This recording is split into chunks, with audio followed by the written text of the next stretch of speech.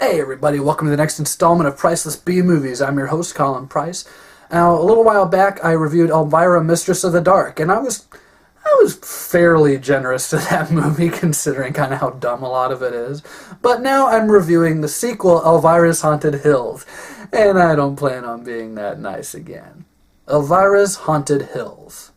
So Elvira's Haunted Hills sees our hostess with the most chest out in the middle of 1800s Carpathia for some reason. I have no idea why.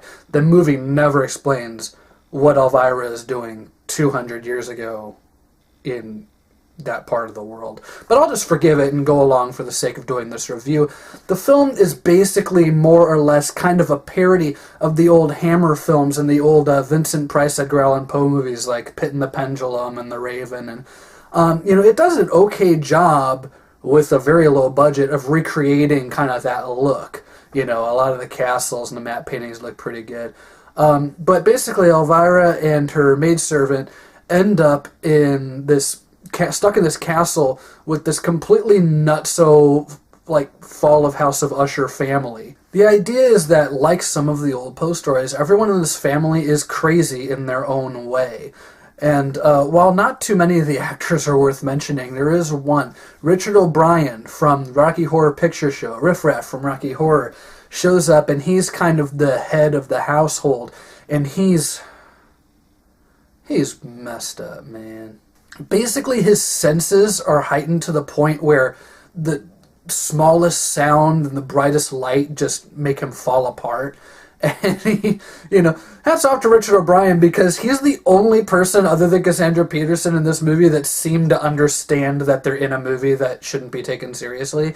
It's like every other actor in this movie seems to think that they're doing Shakespeare, and I have no idea why. There really isn't like a plot to speak of in this movie. I mean, once they're all in the castle, it just kind of plays like a list of Vincent Price Hammer cliches.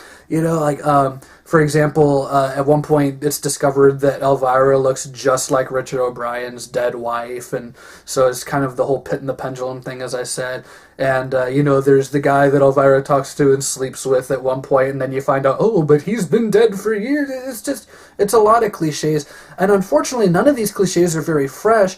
And this would be fine if the humor worked, like as a parody of this stuff, but the humor falls so flat that it almost just seems like lazy writing. There really isn't a common ground here where the humor is exceptional enough for me to say that it's successfully poking fun at these tropes. It's more just like it's throwing these tropes in for the sake of keeping the film going. Now, I'm not trying to be unnecessarily harsh here. I'm just saying that I like the first Elvira movie. I wouldn't put it up there with the classics in any way, but it's a fun movie. I know I can put it in, watch it, and laugh enough times to be satisfied. But with this movie, I don't know what the hell they were thinking.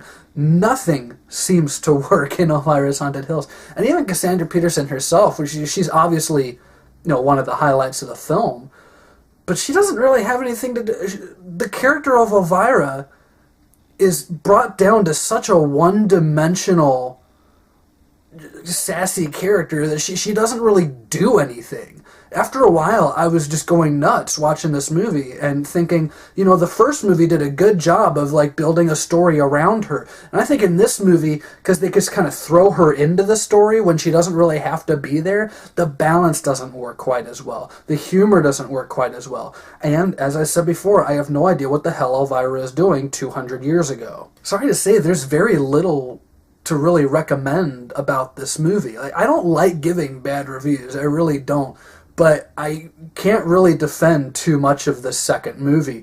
If you like Elvira, and you're a completionist and you just want to see all the Elvira stuff, then yeah, by all means check this out. You'll get more of what you like. But this is in no way as good as the original.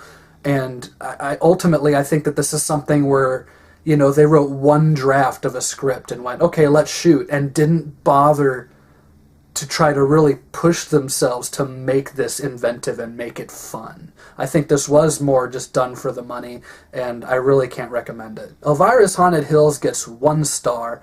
You know, like I said, if you like the character, just go back and watch Elvira, Mistress of the Dark again. You'll get a lot more out of it, even if you've seen it a few times already. This movie is really not worth your time unless you're just obsessed with that character.